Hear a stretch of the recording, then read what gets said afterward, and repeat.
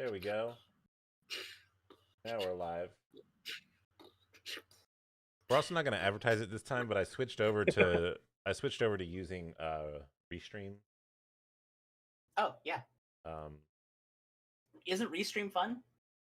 Well, yeah. What it is just I figure with being sponsored and various other things that I'll just expand my reach. Mm-hmm. So are we live now? Yes. Yay! Well, hold up. It looks like you're still okay. No, it changed. Never mind. My bad. Oh, everything's all weird. What's weird? Oh, because I'm looking at your DMs. Yeah, I'm talking to Mel, being a nice boy. Let's see. It's because of you slide into them DMs, Ace. Ace, you slide into them DMs. Yes, if by slide you mean was telling him sorry you couldn't make it, then yes, that's what I was doing. Yeah, you slide into them DMs. It doesn't matter what you're saying. You're still sliding into the DM. Done slid. He done slid. He done slid. Okay, so now I just tweeted out that we're live on the Quick Pop chat. All right. So let's Twitter. Arm that for recording and arm that for recording. And then away we can go. I rewatched the Taker doc today. To make sure that you two have the freshest mind. I will just follow y'all's lead. Well, I also was at home all day, so I was like, you know what we can do with 5 hours? Oh wait, no, 4. I didn't watch the 4th one because I'd actually recently watched the 4th episode, so I just was like, I gotcha. That one to me was the hard to watch though, because it was basically talking about like his awful, well no, his awful superstar showdown matches. Oh yeah, with the Saudi shows. Yeah. Yeah. Okay. Let me just make sure I can see. Yep, there's stream elements saying that I am live. Let me double check that I assume that you knew I went live because retweeted it, I assume. What?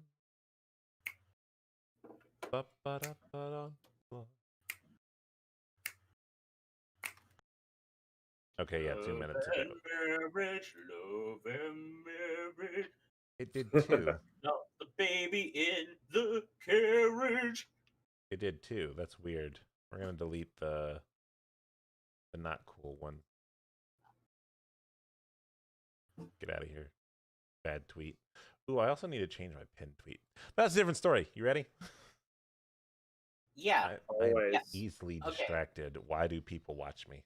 No, that's fine. So yeah, just let me know when you're starting the whole shebang. You will, because we'll have to do the countdown and stuff. But intro. We're fixing to. You gotta do an intro, Ron. No, I did the intro. Yeah, I can do the intro. He did it last week. No. I was saying we have to do an intro because you asked him to tell you when we're starting. And I said, we gotta do an intro.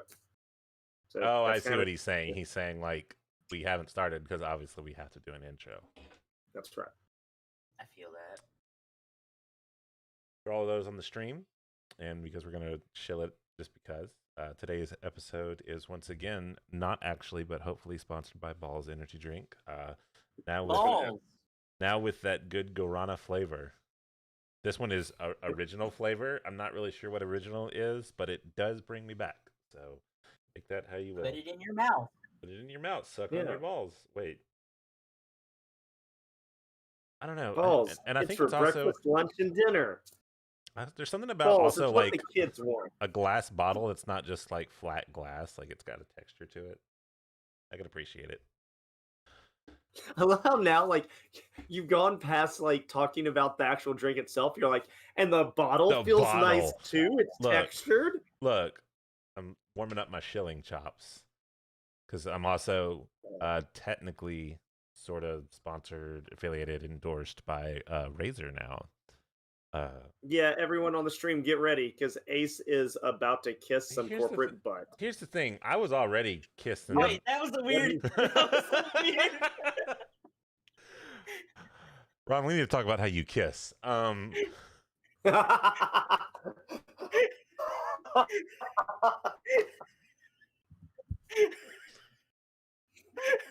All right, So, Ron, when you kiss like that, is it closed mouth or open mouth?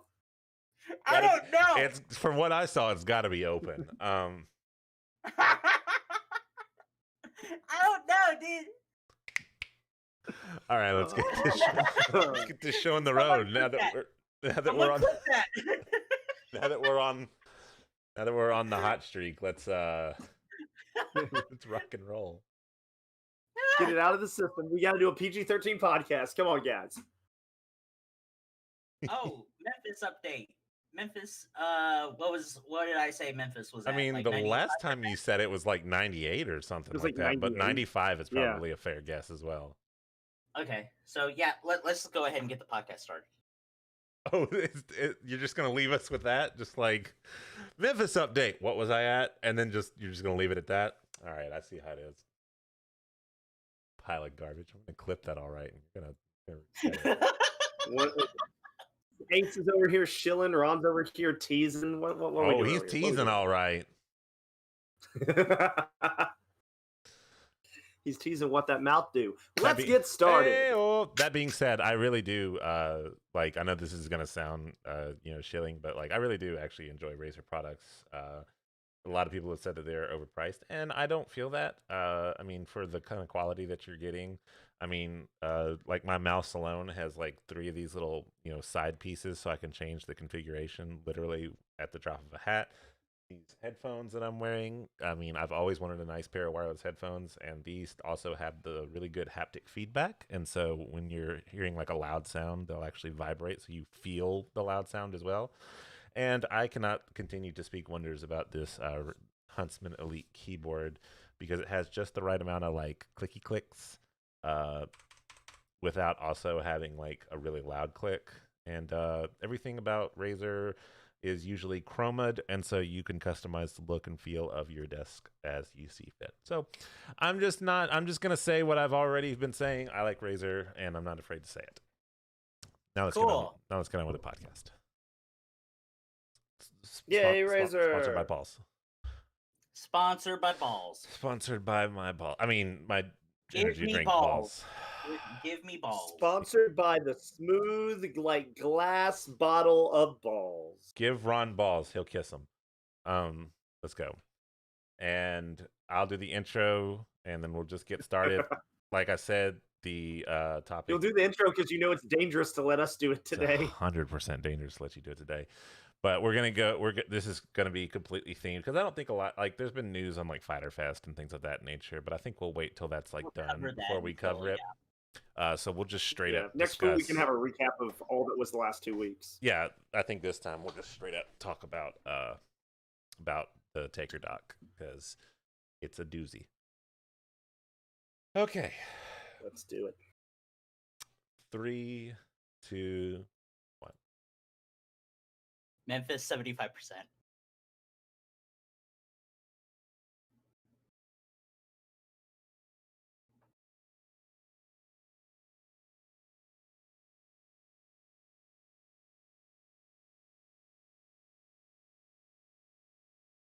What's up, everybody? This is your boy AceofSpadesCard here once again with another great episode of the Quick Pop Podcast. For those of you listening, we are glad that you are here today once again to talk about wrestling and all things wrestling and all the promotions, but we are going to be very specific today. I am once again joined by my co-hosts Jake and some nerd. If they would like to introduce themselves and, how you been doing? What up, man? I've been working a lot and catching up on this Taker doc. Oh yeah, that's basically my life. The last ride. Yeah, that's the thing we're going to talk about. That thing. I think there's a third person going to talk about it if you can get the giggles out. Screw that guy. No, we do have a third guest with us. This is Ron. This is me. It's the boy. First time caller. Long time pile of garbage. No, we are going to talk about what? Before we get started, did everyone celebrate the 4th of July the right way by rewatching the day Lex Luger slammed Yokozuna and saved America? Dude, I stayed at home. The reason we celebrate the 4th of July? That is the reason we celebrate. That he defeated Yeah. The Japanese Samoans. He defeated the Japanese Samoans and body slammed them on an aircraft carrier. Jake, we like the Japanese, and let's not talk about defeating the Germans with aircraft carriers. It's probably a bad look. Ron? Bad take, Jake. I'm bad take, Jake. Bad take, Jake. New nickname. You know what? Yes. Did y'all just make a new gimmick for me? Do I just need to like constantly take like random bad takes? Starting now or retroactive? Because trust me, today we've been doing it for years. What's that? There's a little bit of snark today. I'm feeling good. Do you know why I'm feeling good? Because I've got the cool, refreshing taste of balls. Energy drink, that is. Ace just busted out his balls live on the internet. We can't do that on Twitch. So Twitch, don't look. I'm definitely not busting out my balls. Onlyfans.com/AceofSpadesCard. If Ace's stream gets taken down tonight or tomorrow, we know why. So you're not going to subscribe to my OnlyFans? Ron. No. What? And also, no. Oh, and also, no. Let's get. But maybe Ace, that you remember that one time? That one time that I was like, no. The Undertaker. You know him. You love him. Hopefully, if not, then get out. We don't need that kind of negativity up in here. This is not going to be the episode for you. This will definitely not. If you're like, oh man, I've hated Taker for the last 30 years, then have I got news for you? Oh, it's gonna suck. I think it's safe to say that we've all seen the Last Ride documentary series. Which was teased to us right before WrestleMania, I believe it was. And so that it was coming. Didn't it start after Mania? They were but they were talking about like, oh, and stay tuned. Like they were talking about the documentary of the Last Ride, Undertaker's Last Ride. Yeah, they were talking about the documentary after like it comes on after WrestleMania, and we were all like, excuse me? But so I can distinctly remember all the way back then that I was like, excuse me? Because I even though we know what we know after watching The Last Ride, which we'll get into later, I was convinced that like they were like, see what's gonna happen, and I didn't want that. Yeah. But like I said, but it was really cool that like Taker like went up to Vince and's like, all right, bro, let me tell you the details. I want a documentary team to cover my life until I say don't cover it anymore. And Vince was like, that's such good stuff. Can we agree that like watching through all of the documentary, it was really nice seeing how, I don't know, some of the wrestlers treated him with like a reverence that he, earned, I guess. Yeah. But some of them also treated him just like, oh, look, it's you. Like they treated him with respect. Yeah, they treated him like with respect, but also, at the same time, like understanding that he's human, I guess is what I would say. Yeah. I thought that was really interesting. And to see some of the behind the scenes. It kind of breaks it a little bit because you think, when you see the Undertaker, everyone's like, oh, here you go.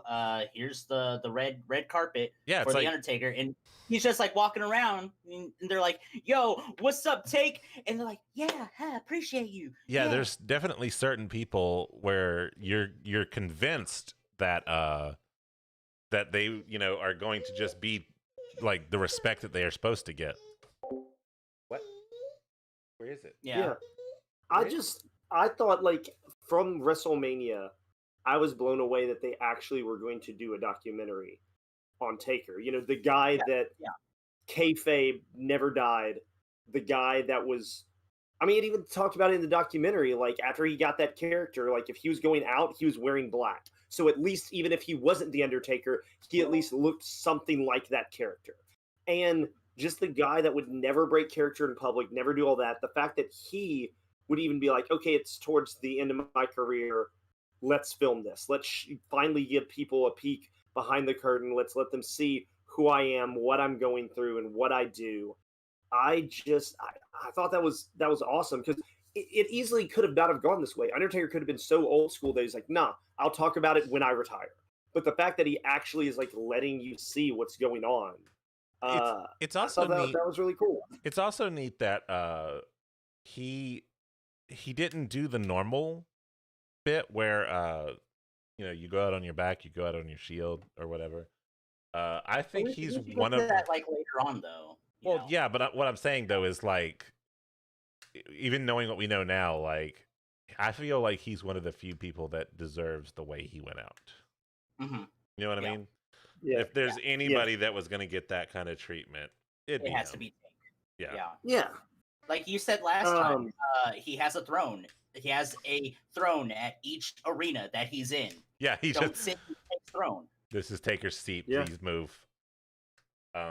So, my favorite part of the documentary, I'd say, because it was very, very early on, was episode 2, right after the WrestleMania match with Roman Reigns, where he goes to get the hip surgery, and they roll him into surgery.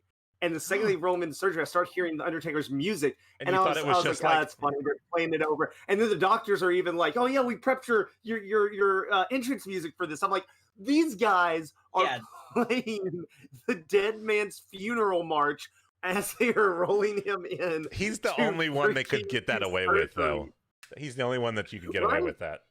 But that is just so funny. I'm right there with you. Like so I was hearing it and I was just like, oh yeah, because he's the Undertaker. And then he says like the last thing I heard was my entrance music playing before I went went under. And I was like, only him could you get away with playing a death march in surgery. Right. That being said, I thought one of those surgeons was a mark. I think all of them were. All of them. They were like, but the main one was definitely, definitely walked. Because you know what I like to imagine? They're all like, getting divvied out all the different operations or whatever. And so one was like, all right, who's going to do such and such, surgery on Mrs. Winters or whatever. And so, they're all like, oh, I'll take it. I'll volunteer for that. And that they're sitting there in the meeting and someone was like, all right, and then we've got hip surgery on Mr. Calloway. And some guy like lit up and was like, I'll do it. He raises his hand. I got it. I will do it. Excuse me, teacher. I would like to take this one. And they're all like, really? Really? You're excited to just do a hip surgery? Well, no, I imagine he played it off just like, no, I'd like to do this hip surgery. It'd be good practice.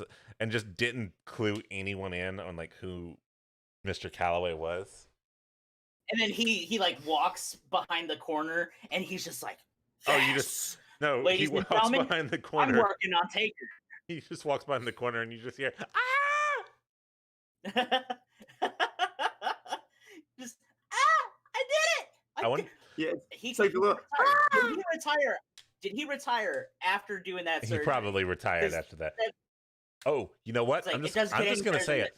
I'm just going to say it. If one of the doctors didn't just like, while everyone was like, like after the surgery was done, they've closed him up, they're prepping him to roll out. If they didn't just kind of look around and then just go lay on top of him. All right, somebody count. I'm going to get a pinfall on Taker. I think, wouldn't it be cool if just like you just pin the Taker while he's asleep? Yeah, you're just like, that would be cool. You just have somebody come in with a ref outfit just to act like they're counting. Although, hey guys, I really want to see like the entire footage of the last ride. You know what though? Guys, knowing the Undertaker, I could see it. Or 30 years. Go ahead. Yes, here in about 25 or 30 years, we have an idea for how R-Truth loses the 24/7 title. After like surgery, the doctor pins him. And it turns out to be like whoever doesn't really need a push right now because they're not going anywhere. Oh, did I just call out the 24/7 title? Why did you have to bring Truth into this? We were having fun. You technically brought Truth into this. We had a I great did. time and you killed it. You technically brought Truth in first, though. Yeah, but me and Ron was having fun, I and was you shot having it dead. fun. Well, No, that's no. because Yeah, he's we were the all face, having. and you're bad take Jake. What bad take? I didn't have the bad take. He had the bad take. You You're bad blamed take Jake. you blamed me for bringing Truth into this. Really, you brought Truth in first. Oh, I brought Truth into it, and then you killed the fun. No, I just Enough spoke with truth the fun on truth. fantasy booking. I won't have fun with the podcast anymore. Let's talk about the documentary. Let's You talk want to about talk Taker. fun fantasy booking? I want this scenario to play out where they tried to pin the Undertaker, and then while he's still sedated, he sits up reflexively, and they're just like, "Oh, Oh, They he still- does that under anesthesia. yeah." goes, He sits up, and they're just like, break the count. He needs to go back. back under. Back under. Play his music. And you can hear you can hear like one of like the students watching the surgery, and he's like, "Yeah, that's a work." Man, that's fake. Oh man. So that was your. Playing too much. So The that was your. surgery was predetermined. I would hope so. They knew his. I hope they weren't having a shoot surgery. Please, any surgeons who are out there listening, if for some reason you like in the future are like operating on me, please make it a work. Do not shoot surgery me. That's all I'm asking. He does not want the kayfabe surgery. He doesn't want the kayfabe. What if I could be your surgeon? I want completely script. No, God, I'll just die. No, you won't. I played Operation. I've played. Hey, Ace, he's really good at operations. I will I'm drink. really great at I will Operation. drink a whole case of the delicious, great flavor of Ball's Guarana Energy Drink original flavor and just die. Oh, you got them Guarana balls? You got them Guarana balls, Ace? I don't know how to answer that Ace question, likes but okay. You say yes and you move on. Hey, Oh You me. say yes, and then just go. Ladies and gentlemen, we are now nearly 15 minutes into the podcast, and I think we've mentioned The Undertaker like 3 times maybe. And those were all where we were talking about how we want him to get pinned on the surgery table. but back to the original point. I don't understand. Back to the original point. I 100% agree that was a really neat touch that the surgeons were playing his entrance music when they were doing the surgery. Yeah. It also made me like, there was also the nice moment when he, after it, he was like walking normal, and you're just like, you know what? Not all surgeries have to be life like ending or whatever. There are surgeries out there that are, life improving. Yeah. Although I think it also definitely crazy helped. to me to see like the tools that they were using. Oh, because God. it was crazy to see because I use like the power ball drills like drilling? that. Yeah. Dude, that power drill with the stitch that they're just sitting there and like into him. I was I like, cringed because like I know how those drills work. yeah, I was like, could you stop? That's a human. Taker is a cyborg. It's end of story. He's definitely Dude, a cyborg now. I want to be as tough as Taker when I grow up. I hope someday I can be. It's impossible. Yeah, 'cause, like after those matches, you see like all the scars, the bruising, the cuts. Like it is so gnarly. That's what I loved about when they were doing the Chapter 5 where they were talking about the Boneyard match. When he was like, yeah, we had to like stop production because I punched the window and messed up my arm. I was glad they talked about that because when I saw that live and he punched it and like you could see his arm, I'm like, he actually cut himself. Either that or they had really good prosthetics. Yeah. So when he was like, yeah, I actually punched the glass, I was like, I thought so because when watching I was like, that looks like a real cut. That doesn't look fake at all. Either they were really well placed, in the edited cut with the cuts, but like that looked good. That being said, I watch that match differently now that he talks about what the news he got like right before that.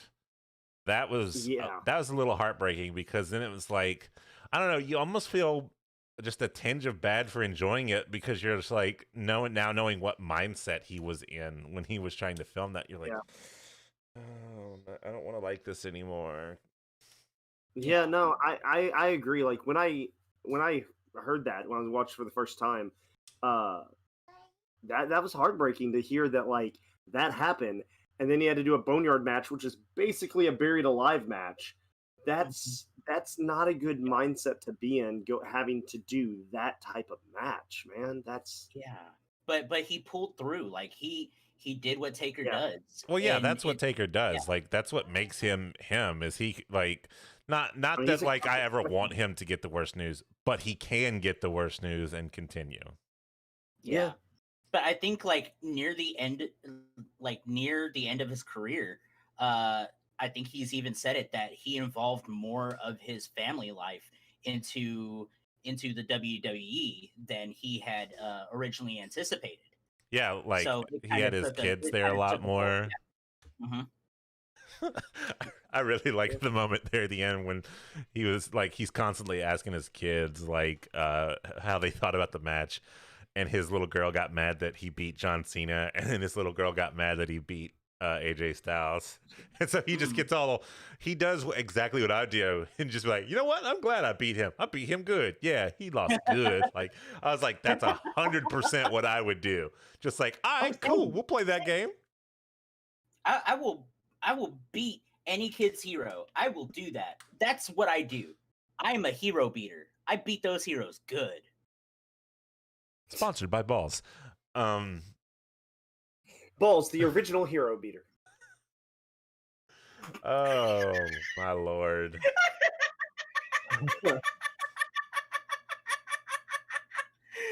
Yeah. Oh, I'm lightheaded. Oh, you think? I'm lightheaded. You know what you You're need? welcome. You know what you need? Razor. I meant Balls original flavored guarana Dude, infused energy I drink. could, bro. I could always get balls. I could always get balls, sir. I think they come in cans. I'm gonna order a set of cans, but that's not either here nor there. So I think the coolest thing about all this was seeing some of the moments where like they were keeping Taker a secret. Like the moment where he was gonna debut against John Cena, like he was driving around in a shrouded golf cart the whole time. Like, you know, if he was outside of it, it was like, no, get in here, get in here, get in here. It was like super weird because you know what it made me think of immediately? It made me think of the Hardys debut and how they probably treated them the exact same way. Yeah.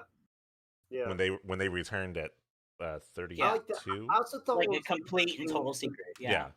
I also thought what was interesting about that match is because I remember seeing it and like thinking like, wow, that's a really short match. But what was interesting is like obviously they made it short because the year before Taker gassed out against Roman. They didn't want to, hurt him. They wanted to give him time to still look good. But it's interesting that like the hip surgery went so well that even he was like, I wanted a longer match. Like like he was upset that like he didn't get to go longer. I thought that was really wild to think about. Also, the fact that Cash Wheeler was like pivotal. I'm thinking of the wrong documentary. You're thinking of the wrong documentary. You're thinking of the Edge one, but you are technically on the right track. It was Primo that helped him get back into shape. Yeah. So you were on the right track. Right track, wrong documentary. Right track, wrong. Yeah. But it was cool wrong though. Track, right destination. Yes. Just you didn't have the right passenger on board. But it was cool though because like I honestly, my life. True. If you had asked me like, hey, who do you think the wrestler would, or who do you think the Undertaker would pick as like the wrestler to help him like get back into ring shape? Primo wouldn't have even been on the list. Yeah. Kane. Well, I would think like Kane. I could see his wife. I'm sure he knows some other wrestling buddies from way back in the day. Primo would not have been on the list of people that I expected to, get him back. Get back into ring shape. But it was cool though because it was like everyone looks at Primo as, I wouldn't say they look at him as a laughing stock, but like he's never really had a great successful run in the WWE. So it was cool to see that, like, hey, even if he never had anything that he could go, like, his claim to fame or his, like, oh, yeah, we did that. Like, he could be like, I helped The Undertaker get back into ring shape. Yeah. So that was cool. I mean, there's a lot of those guys that they don't use huge, like, Primo or anyone like that, like, Adam Rose. They are solid workers. They just, for whatever reason, didn't become huge talent. And those guys tend to be the ones that help out more. Joey Mercury comes to mind. Yeah, he became like a trainer and stuff like that. Yeah, before he got his face busted up. Or was that Mercury? No, that's or Joey was that... Mercury that got his face busted open by a ladder. Yeah, like completely broke his nose. Yeah. Yeah. That was good. Is one of the Seth Rollins cronies. Yeah. J&J Security. J&J Security. One of the other things that I liked is once they started getting towards the end of the documentary, they also went further back and discussed and showed us things and had him talk about things that necessarily wasn't live in the documentary. Like they did the whole 4-year span with the 2 matches with Sean and the 2 matches with Hunter. Oh yeah, I really liked hearing that. Yeah, that yeah. Because I mean, like the documentary. I thought so too. Because I know I have a special place in my heart for those matches, and I love those matches. But it's really cool to hear how much they meant to him, Sean, and Triple H, and hear like how like they kind of after a while like was mapping out this continuing going story, and also just the ending, like the hug at the end of the ramp, to hear like them helping Taker walk out and doing that was all organic, nothing was planned. Because I think that's such an amazing moment, and it's a great ending to that story. That being said, though, I can like discuss all of those things. Oh yeah. That being said, though, it was weird to hear Taker get a little real, because he was like, "Oh yeah, you know, Hunter, you know, Paul, he would, you know, switch back and forth, like love him to death. You know, he's always there for me. He helped me, you know, out. He could tell when I was like needing some encouragement and everything." But then he was like, "I don't know, though. I kind of can't stand Shawn Michaels. I would love to get in the ring with him, but I can't stand Shawn Michaels." I was like, Well, what he said was when he was younger, he couldn't stand him. But as he got older, they became friends. Yeah, but it's just so funny to hear him say, like, everyone has their own stories of Shawn Michaels, but you just don't think of Undertaker being like, "I can't stand that guy."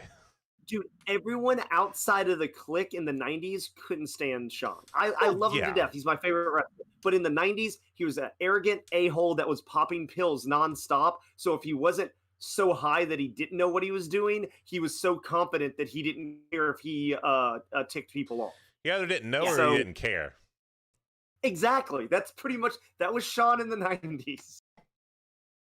I want to be Shawn in the 90s. Yeah, that would be great. Shawn in the 90s. Walking around telling everyone you're a sexy boy, wearing Village People outfits.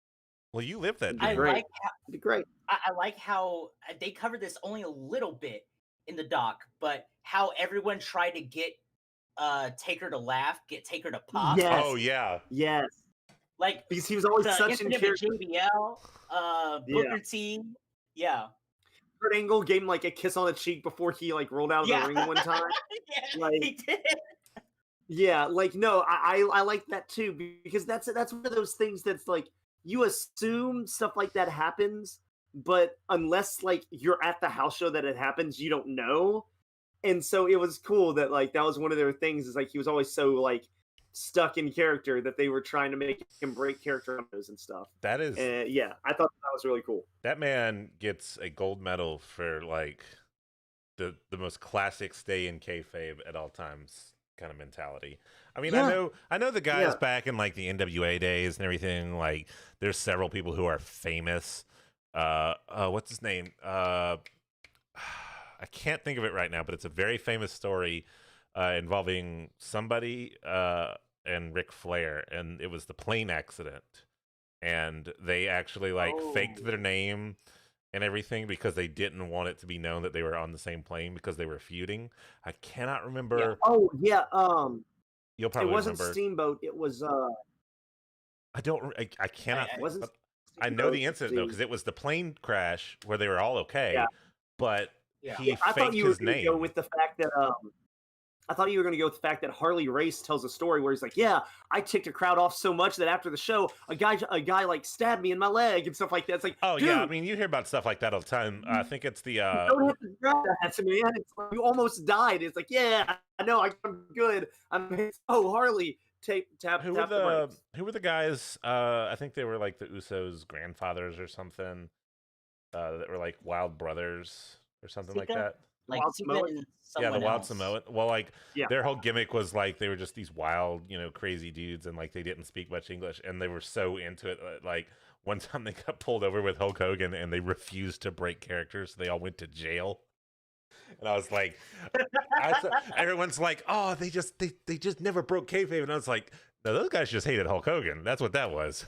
They were like, oh, we don't. Man, if we I just never don't heard that talk, we story. go to jail. Yeah, apparently they got pulled over, and Hogan had a gun in the car, and it was licensed, but like, this was back in the day where like you can't just pull that up on their Rolodex and their squad car to just prove that. Yeah. So they were asking the two Samoan guys. They were like, "Can you vouch for him? Can you vouch for him?" But they were like so in kayfabe of who they were, they just did not speak any English whatsoever, and so they all ended up going to jail while this all got sorted out. And That I was also- just like, Sounds like they just wanted Hogan to go to jail. And they're like, "Dude, we'll go to jail. Just say we got Hulk Hogan thrown." that's what I'm saying. Like on the one hand, you're like, that's good kayfabe, and then on the other, you're like, that's somebody who really wanted to make sure that Hogan had a bad day. Now, did they cover this in Yeah, the documentary where they had the incident on the plane? It was Vince McMahon and Kurt Angle. I don't know if they covered it in the You wanna play Right from documentary. Hell? No.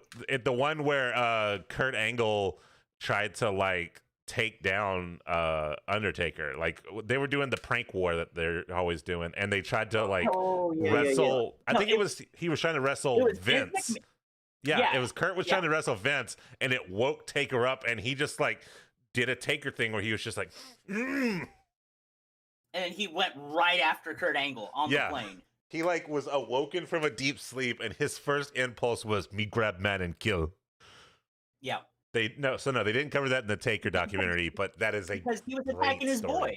Yeah, he was attacking his boy. Yeah, all he knew was someone's attacking my boy, and so he just woke up, and beat the hell out of Kurt Angle. That was the crazy thing. Like even watching this documentary, watching Taker and Vince's relationship throughout the entire thing, and then also him even mentioning the StarCast incident where he signed up to do like autographs and whatnot, and didn't talk. And Vince and Taker didn't talk for like a couple of weeks. Yeah, because I think it was Taker and Kurt. I think were signed up. Yes, and they weren't really aware of why this was a thing. They were just like, yeah, sure, we'll do it. And then they found out, and like, I think they canceled last minute, but like, it still hurt Vince's feelings a little bit. But I think because like, go ahead.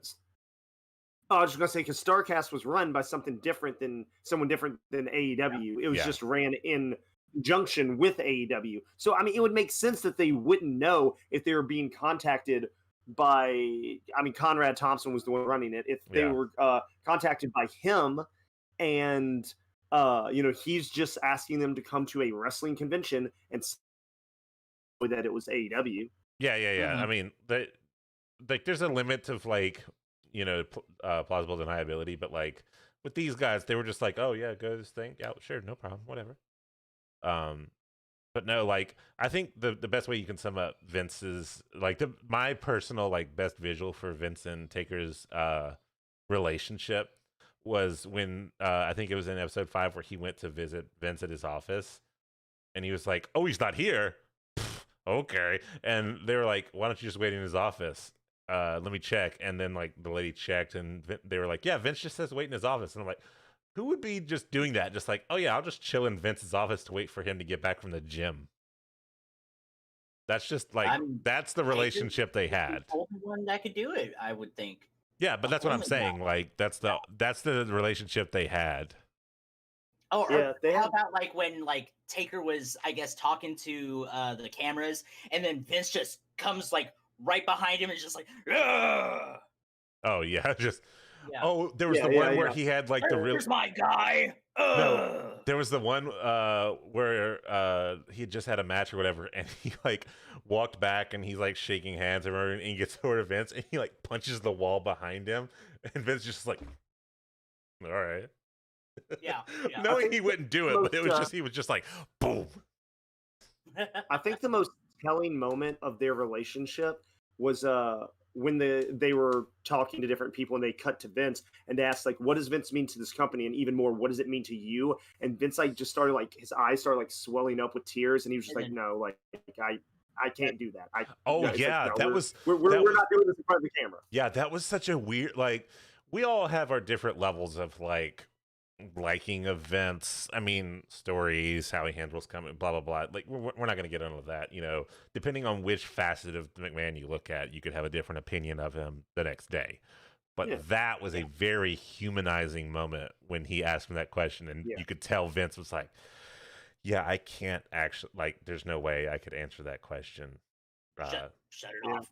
So I as unfortunate as it was that I wanted to see Vince like break that wall down that he has, like, I also appreciated that like there are some things that even he won't like let out because he's like, no, that's too personal. I thought that was really cool. Here's one thing I want to ask, because we're all covering the documentary. Mm-hmm. The documentary is absolutely wonderful. If you haven't watched it, oh God, go watch it. Network. Watch it. It's fantastic. It's like 5 hours of really great documentation of a guy coming to the end of his career. Like, I'll put it to you this way: if you're one of those people, and I know they exist, that's like, no, not giving WWE any money. All right, just go make a dummy email and get your month, if nothing else, but to watch that documentary. It is that good. Right. I'm not advocating for you to like do shady stuff, but that is a definite like must watch. Do shady stuff. I don't care. I'm never going to advocate for shady stuff. I personally don't care. Ron promotes the shady stuff. Well, Ron is the shady stuff. I know he does. I am the shade. However, I am the dark. Here at Slowly Getting It Back Babyface Aceville, we do not promote the shady stuff. Just go get a dummy email, sign up for your free month, and then immediately cancel. That's kind of shady to me. Yeah, that seems very shady. I got news. Ron, excuse me. Ace, give me a moment. Ron, you seem to be Captain Shade. Did that seem shady to you? That seemed really shady to me. That seems incredibly shady to me. I don't understand. That's a good take, Jake. Dang. I know. Dang. Yeah. Thank you. Minute marker 34 and 12 seconds and marked. Okay, sorry. I just had to mark that for no actual particular. I just had to mark the time. For no real reason. I just wanted to mark the time. So anyway. Oh, okay. You know what he did? He had to write it down. Hey, this is a really good part of the podcast. I need to tell people to watch this part so that we expose how shady you are. 37 seconds and marked.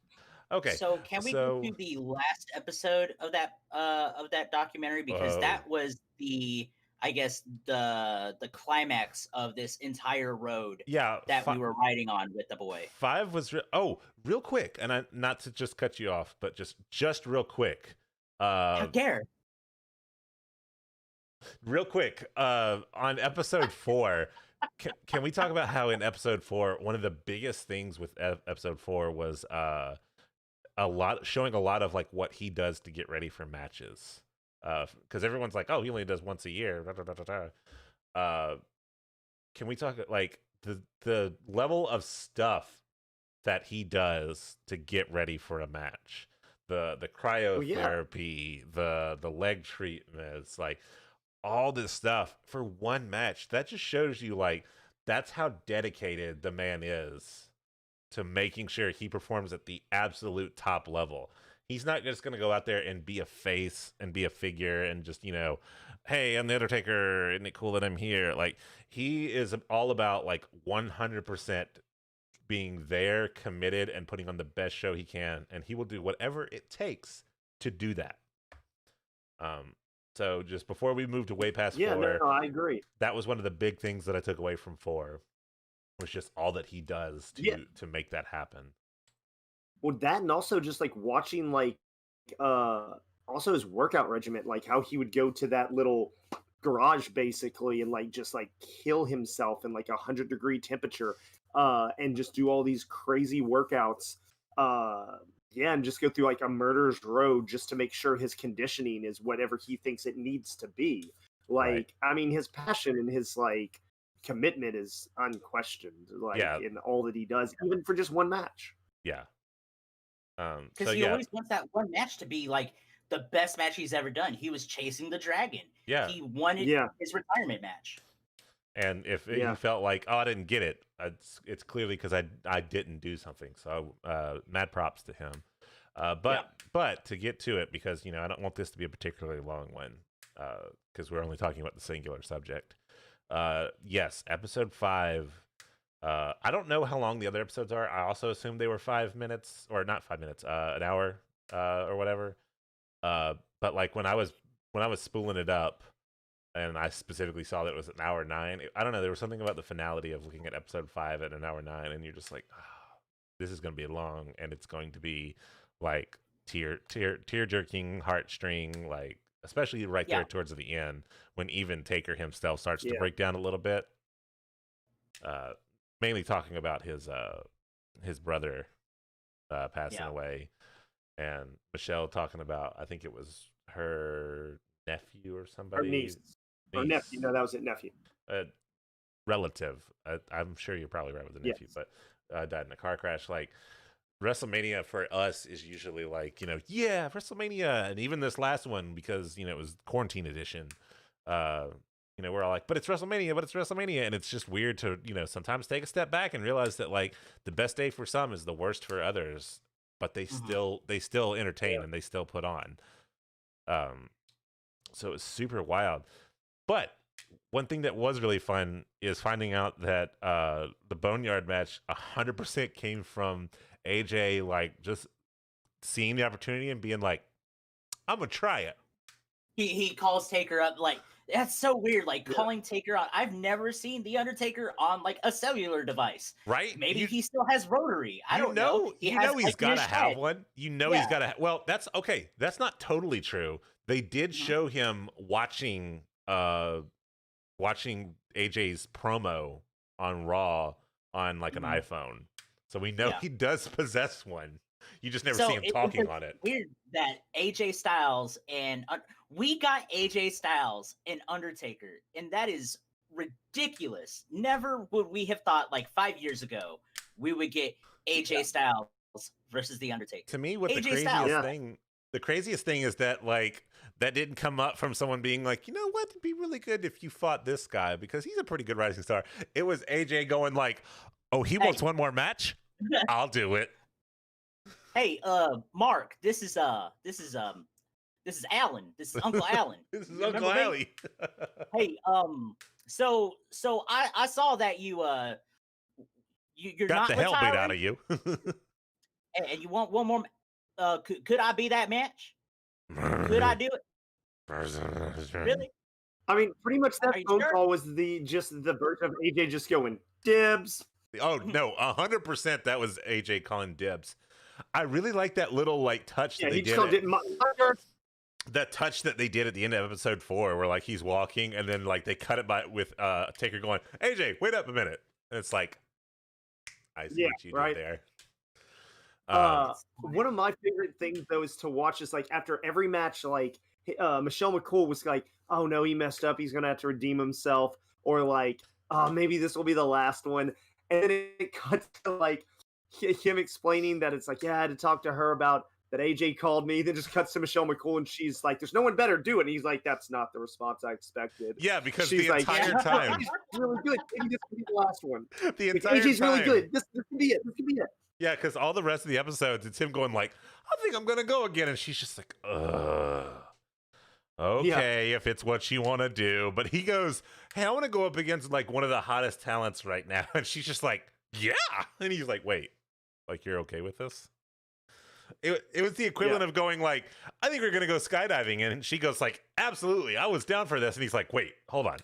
You're cool? You're Michelle McCool? I really think it was 100% because... Don't say that. How dare you? That was a stupid joke. I really think it's 100% because...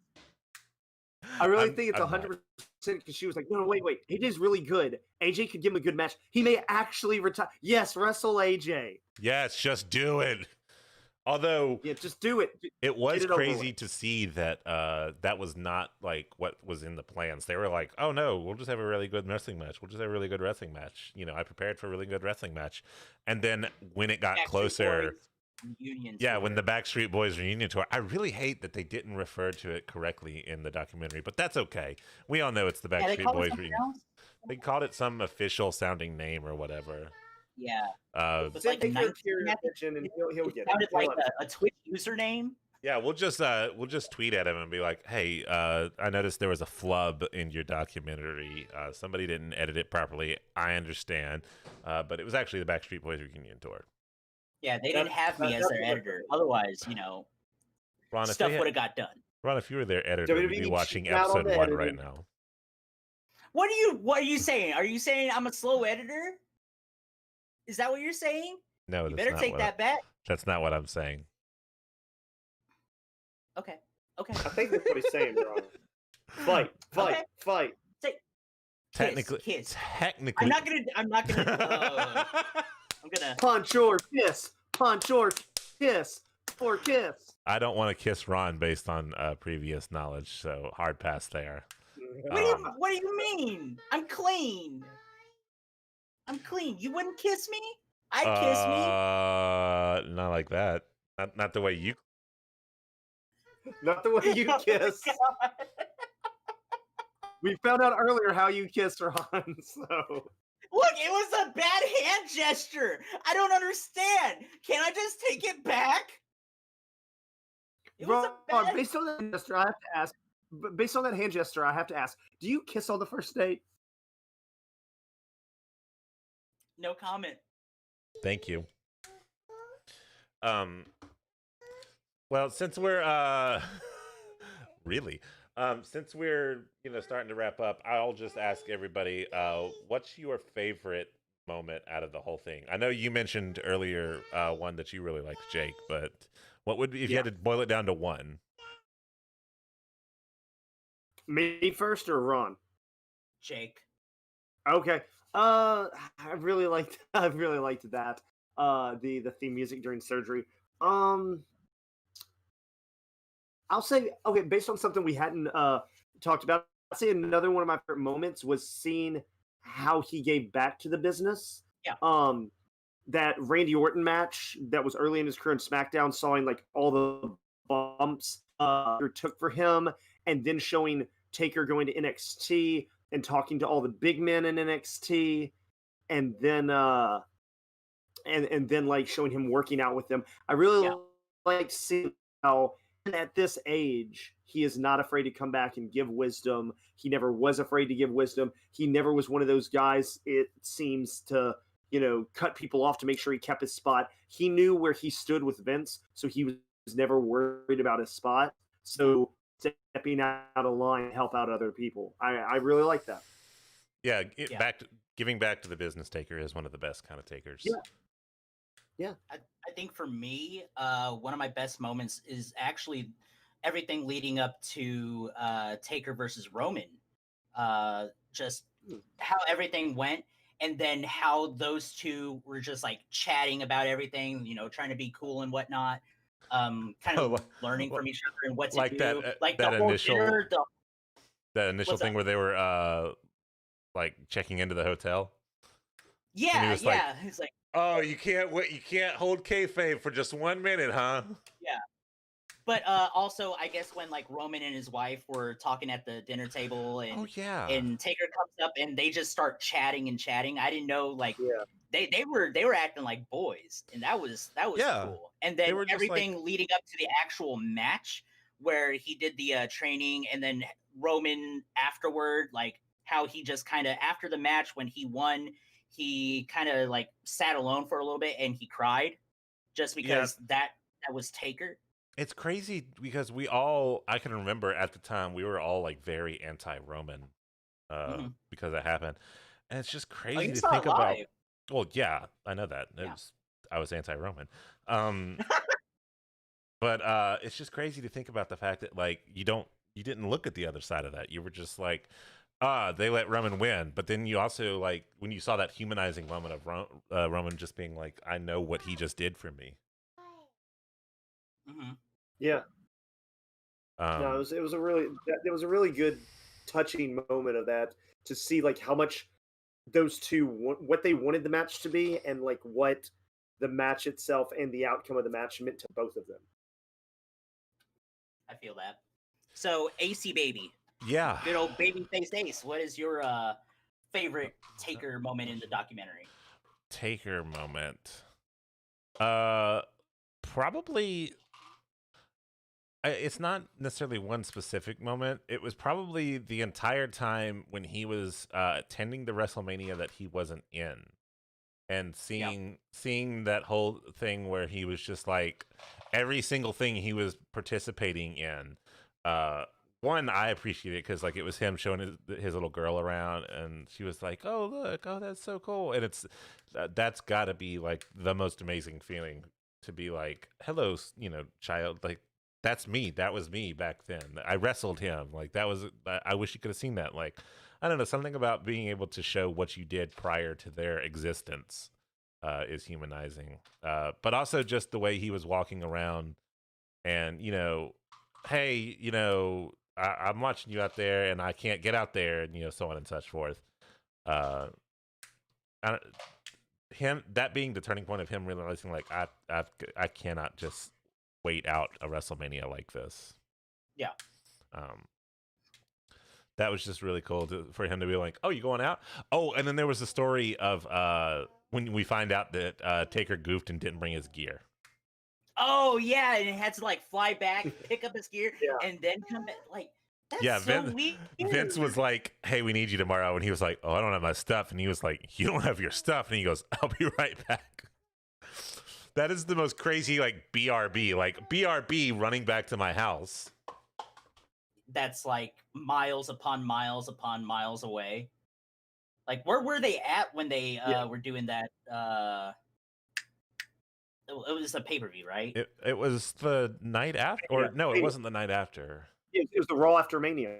Was it the Raw? So, had to fly all the way back. They were in New York. Yeah. He had to fly back. Yeah, that's insane. But he did it. Yeah. But he did it. But he also was beating himself up because he's always like, always be ready. But was it on WWE's dime? Probably not. Yeah. You forgot your gear? Ugh. Despicable. Taker, you need to go back. Go back, get your gear, and help me out. I just think like it's funny that he always brought it, and then the one time he didn't, he was like, "Yo, we need you tomorrow." And he's like, "Well, dadgummit, don't you guys have a spare coat of mine lying around? Like, come on." Oh, one more thing that I really liked. It was the whole kind of breaking kayfabe thing when AJ Styles, when he was cutting the promo on Taker, and he was like, "You're Mark Calloway. Your wife, she's no good, but guess what? She's gonna run you into the ground. Oh yeah, and I'm gonna help her." Like how real he made it. Yeah, and so Taker, he had to do something that he hadn't done in obviously a very, very long time, is break that, and it's like, "Hey, I'm Mark. You're Alan. I'm gonna beat you senseless within an inch of your life. Don't talk to me like that, boy." And we saw all three versions of Taker. We saw, classic spooky Taker. We saw American Taker, and then we saw Mark Calloway. Yeah, that was the one thing I liked, because my whole problem with the lead into that match is that promo they did about the Unholy Trinity. He made it sound like he was bringing people with him, but then that documentary finally broke it down that no, it was like three faces of Foley. It was the three faces of Mark. Yeah. I dug that. So here's the question that I already had anticipated leading into this particular episode that we were going to film. And this is a question for you too. Do you think it will be this year? Or do you think it'll be like in the distance where obviously now that Taker is retired, they'll slap that boy in the Hall of Fame? Oh, I don't know. Opinion is this: if he is truly retired, he will go into the Hall of Fame this year. I don't know that he is truly retired. I mean, he more or less like straight up said it in every sense of the word right there at the end. Dude, in News that stations. documentary, how many times did he say, "I think I could retire"? Yes. And then later he came back. But this is one of the few times where like he's said that and then like it's been like news. Like in the past, if something like that gets said, in the wrestling world, we might be like, "Oh, is that is he retiring?" But like this was the first time in normal world, I guess, the news was saying Undertaker to retire. Yeah, I guess. The only reason that it does seem like it's this time is the fact that those deaths surrounding that last match, I could see that actually having a good match with those negative circumstances around it. I could see it made him revalue. Well, because that's the vibe I got. Yeah. That's the vibe I got. That like all those things happening prior to this match that he was going to do made him realize that he needed to take a step back, and that's been my thought out of it, and that's how I feel. And that's why I say that's how I feel. Like he retired. I would definitely say though, if he's retired, he's going to the Hall of Fame this year. You think so? You don't think like? That's more what I was asking. Like, let's just assume he's retired. Like, I understand your answer that like if he is or isn't, but like, let's just assume directly he is retired. Is it this year or like in the future? The reason I say it's this year, Edge got a career-ending injury, and the next year Edge was in the Hall of Fame. It's true. And Shawn Michaels lost a career match to Taker. The next year he was in the Hall of Fame. I think if they're not going to wait for Shawn Michaels and not going to wait for Edge, they're not going to wait on Taker either. They're going to throw him straight into the Hall of Fame. Okay, I could see that. I feel that. I feel that. I feel you. I agree. What do you think, Ron? Wholeheartedly agree. Like if they did it for Edge, they did it for Shawn. Dude, I'd be surprised that not the day after Taker's in the Hall of Fame. Yeah. You know, retires and they're just like emergency Hall of Fame. Yep. They just start. It's like a pop-up shop. All of a sudden, you hear gongs everywhere, and everything's purple. And oh my gosh, that is a paradise. Just randomly, they're like, "Hey, for the first time ever, SummerSlam gets a Hall of Fame induction." Yeah. Aren't they saving the Hall of Fame for SummerSlam this year though? Because of Backstreet Boys reunion tour, or that's not happening anymore? They announced that because the Backstreet Boys reunion tour, SummerSlam's at the Performance Center again. Oh snap! I didn't even realize that. Yeah, they just announced that a few days ago. That they're not ready to go live yet.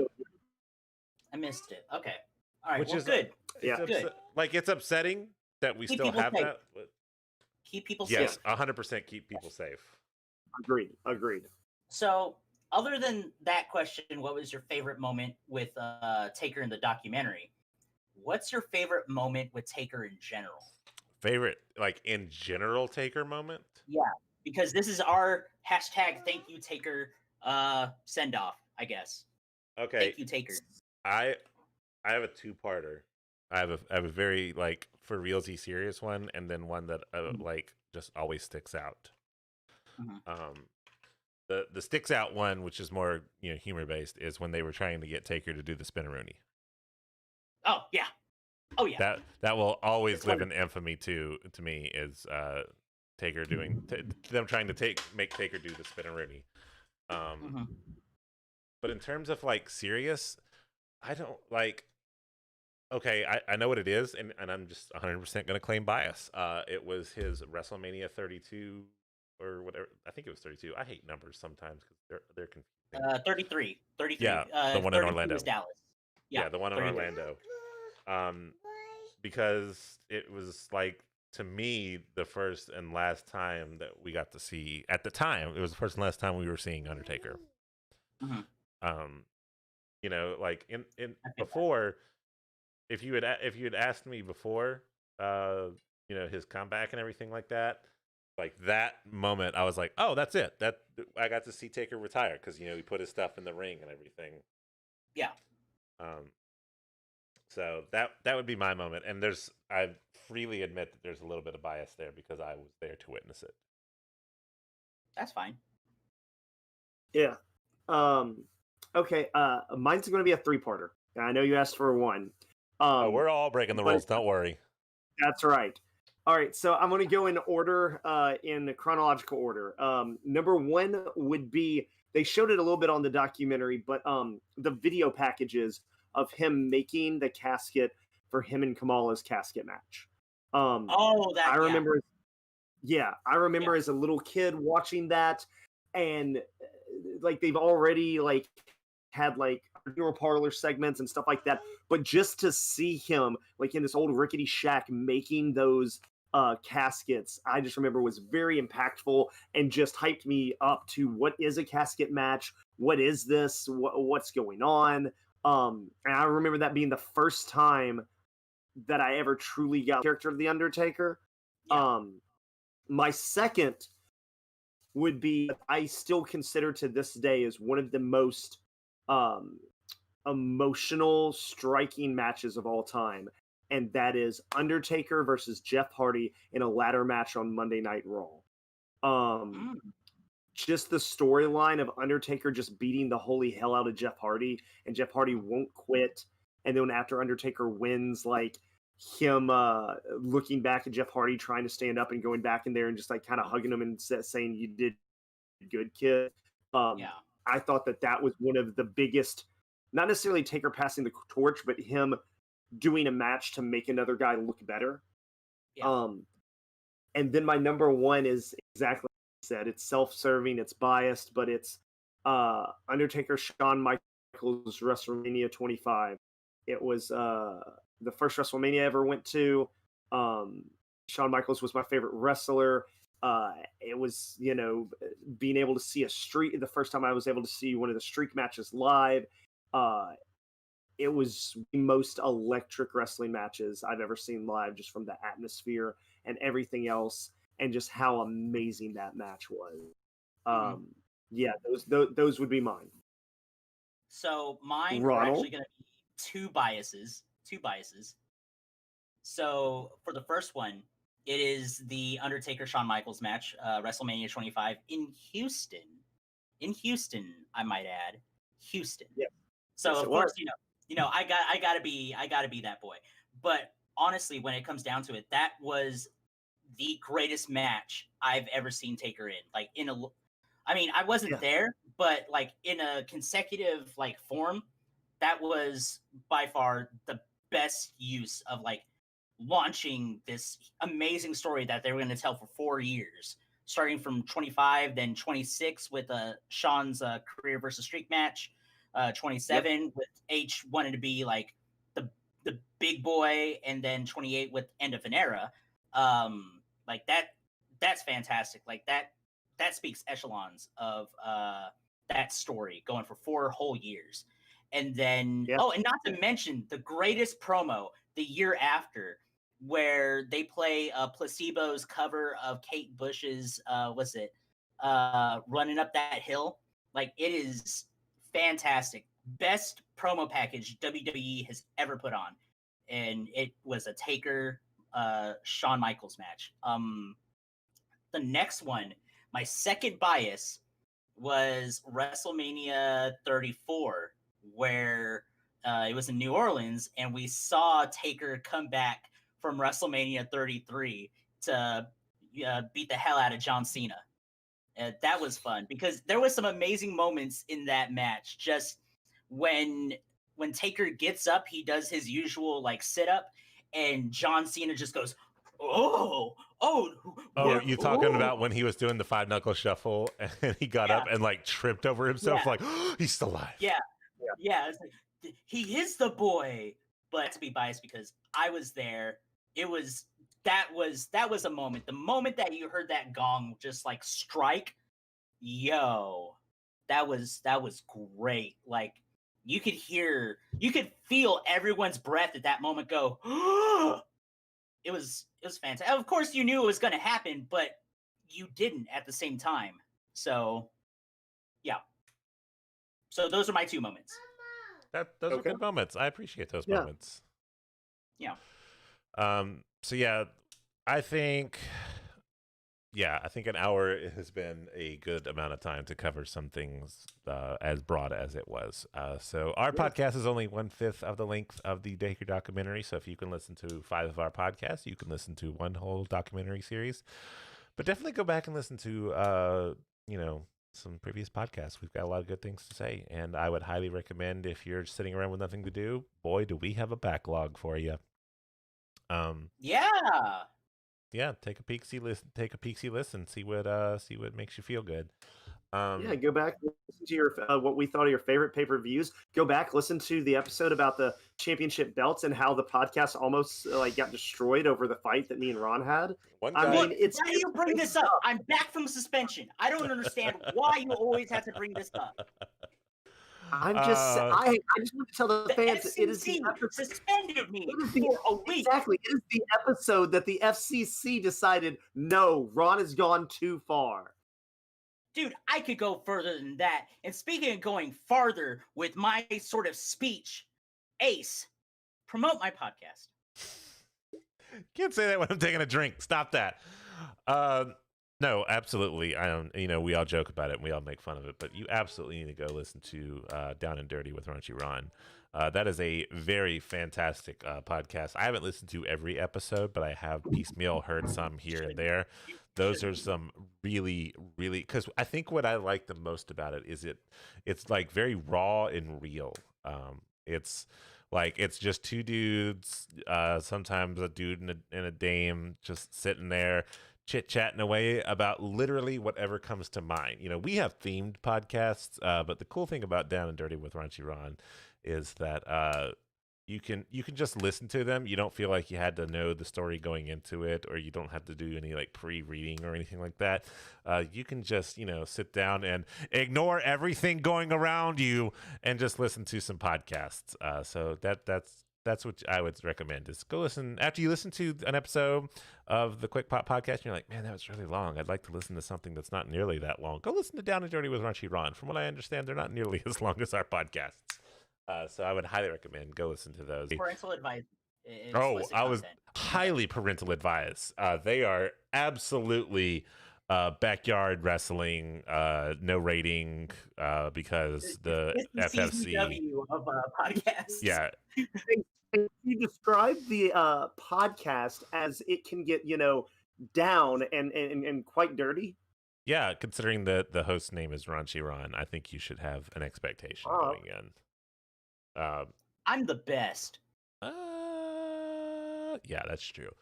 So yeah, thank you for coming on, Ron, Jake. Bad take, Jake, I should say. I'm sticking with that. That one was a classy call out. So bravo to you, Ron.